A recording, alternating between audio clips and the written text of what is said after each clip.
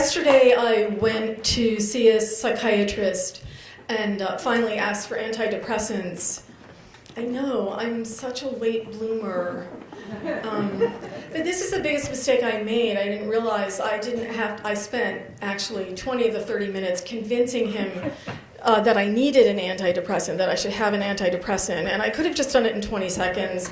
I was on my way to a ballet class, somebody was talking on their cell phone, ruined my car and broke my neck. And that's really all I needed to say. And then, P.S., I lost everything. But I really felt like I would have to convince this psychopharmacologist to give me a prescription for an antidepressant. And when 20 minutes went by, he just sort of went like this, you know? And I realized that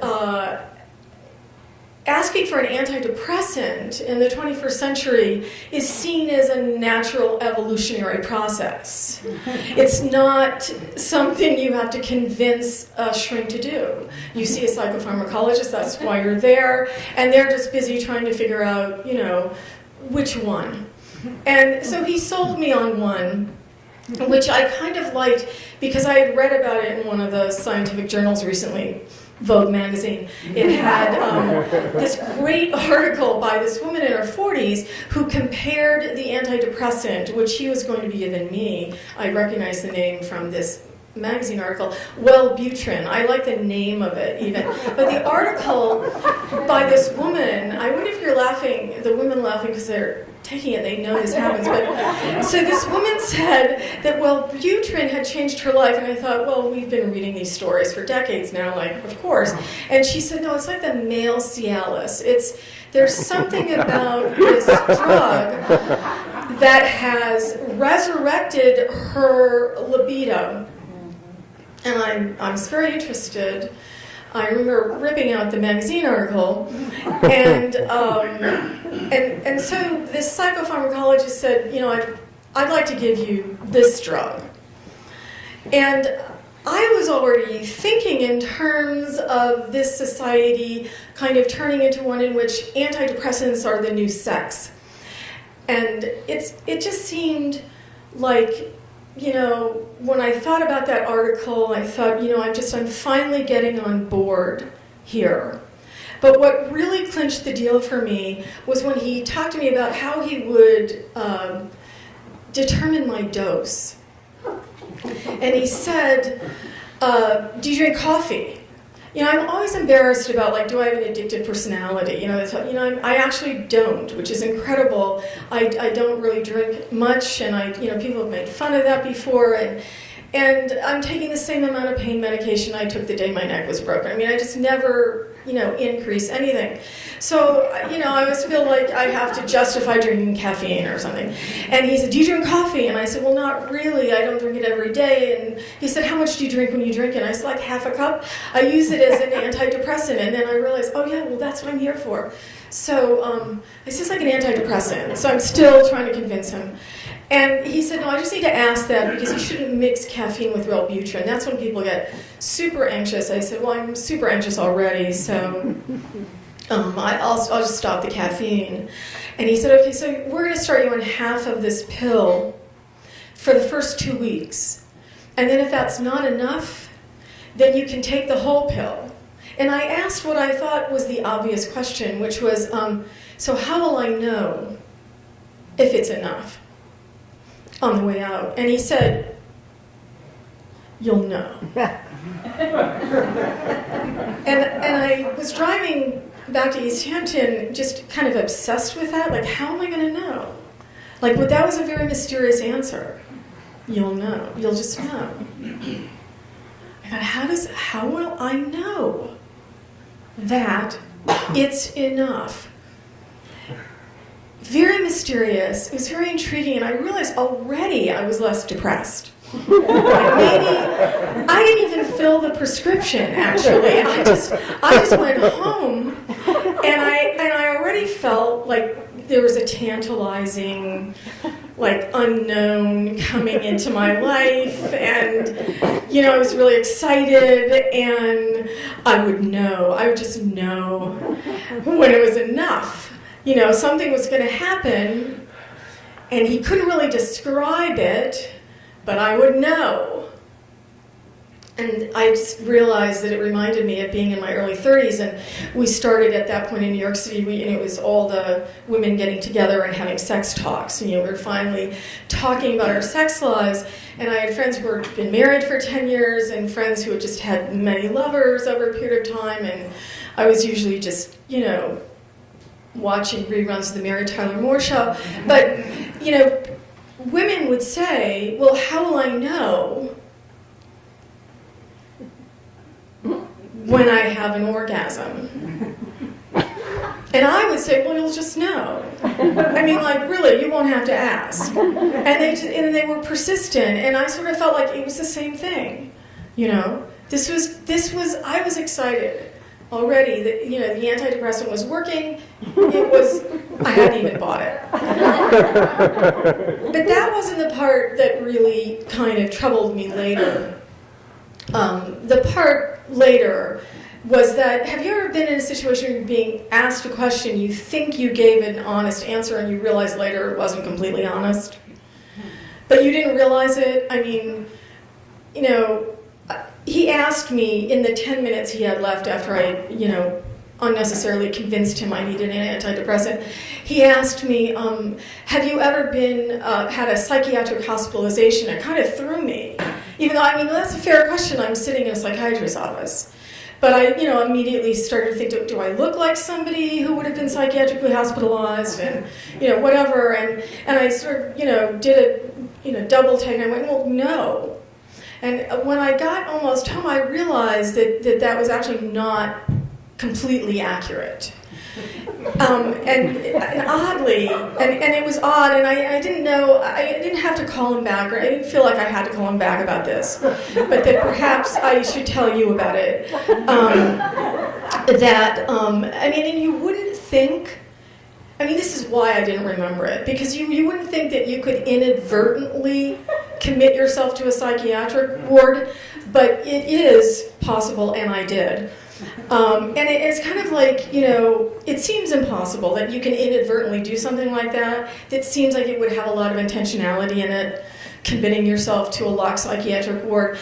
I sort of fantasize sometimes about going to Hawaii, and I think if I ever got there, I would know exactly how I got there and that I was there.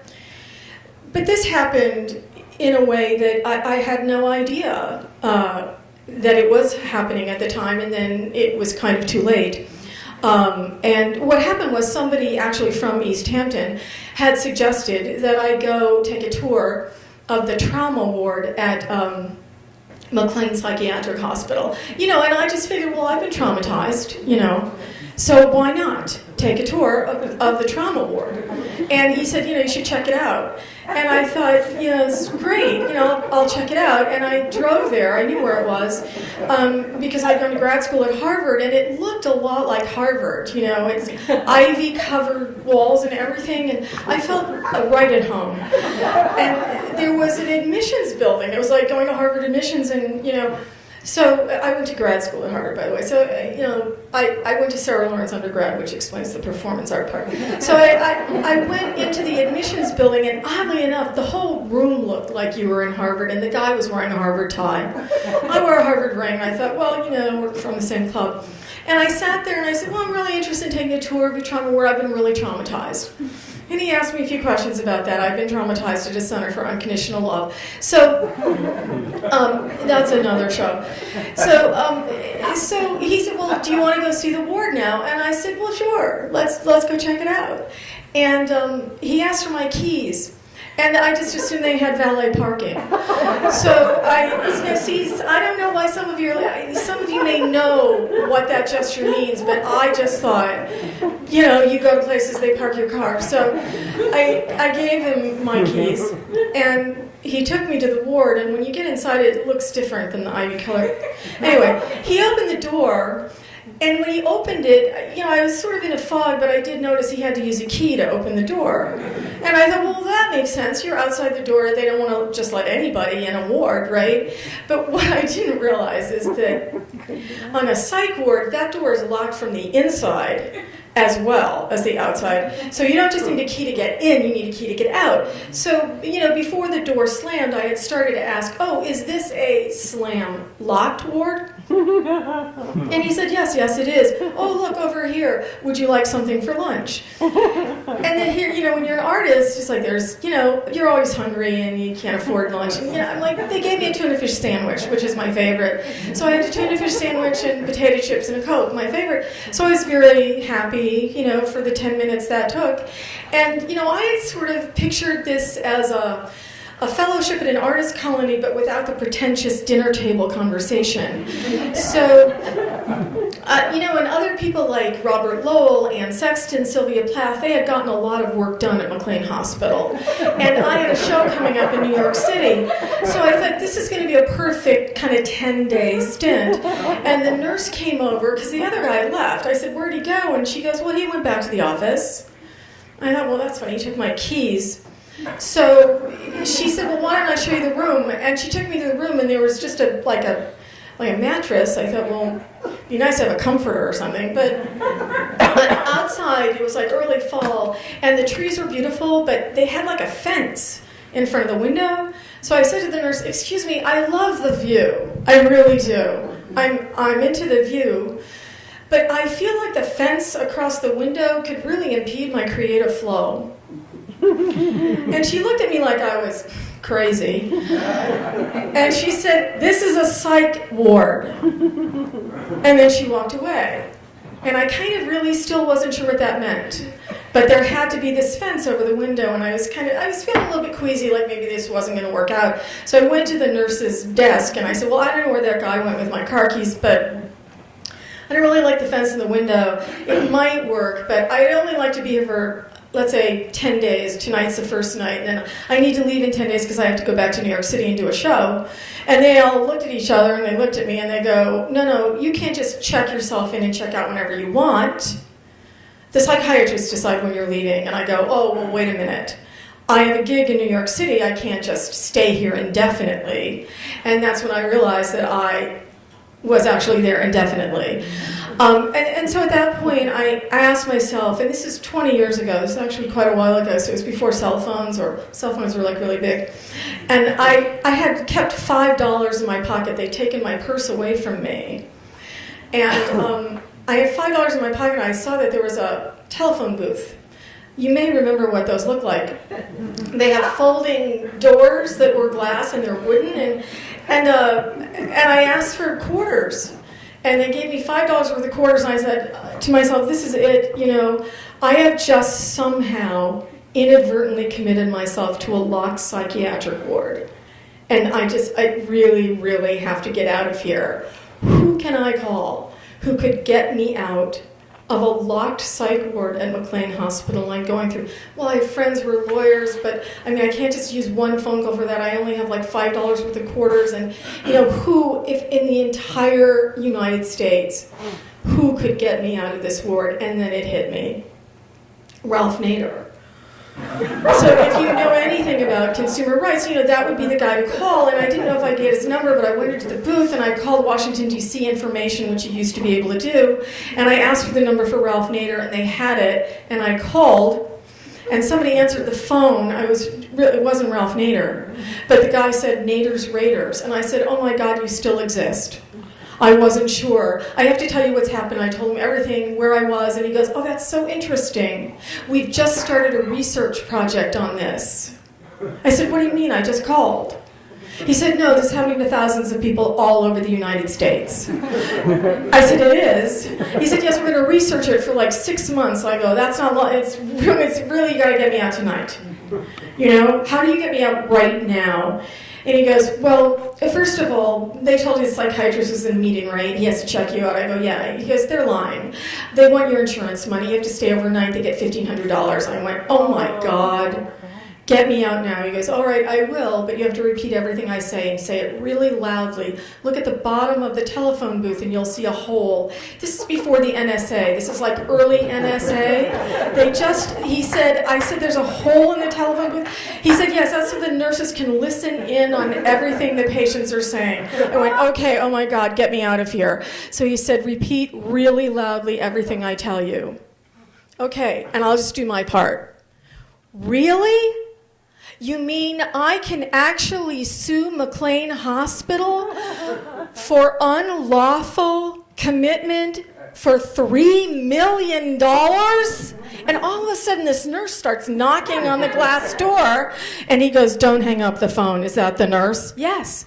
Open the door. She goes, the psychiatrist can come now and evaluate you to check you out. I close the door and he goes, that's great. I heard everything. Now listen, you went to Harvard Divinity School. I want you to understand. You're going to be asked a lot of questions. Do not think of this as a conversation about existential reality. Do not get into Kierkegaard or Camus or any other theologian you studied. You're going to be asked if you are feeling suicidal, and this is what you say, absolutely not. So I went into the meeting and it went exactly as he had predicted. I did not speak about Kierkegaard theology or anything philosophical. He said, have you ever considered suicide? And I'm like, well, what artist hasn't, I mean, Sylvia Plath, Robert Lowell, Anne Sexton, what do you think I'm doing here? So I said, oh my God, people actually do that? No, I would never even dream of that. And he goes, fine, you're out. And then the nurse came up to me and said, this is the way out. And your car will be waiting. And I opened the door to the building, and there was my car with the keys in the ignition, running. So I thought, well, maybe they did have valet parking after all. Those of you in the know actually know that if you ever turn over your car keys, it's the nonverbal signal that you are willing to commit yourself. So I keep my car keys in my hand at all times.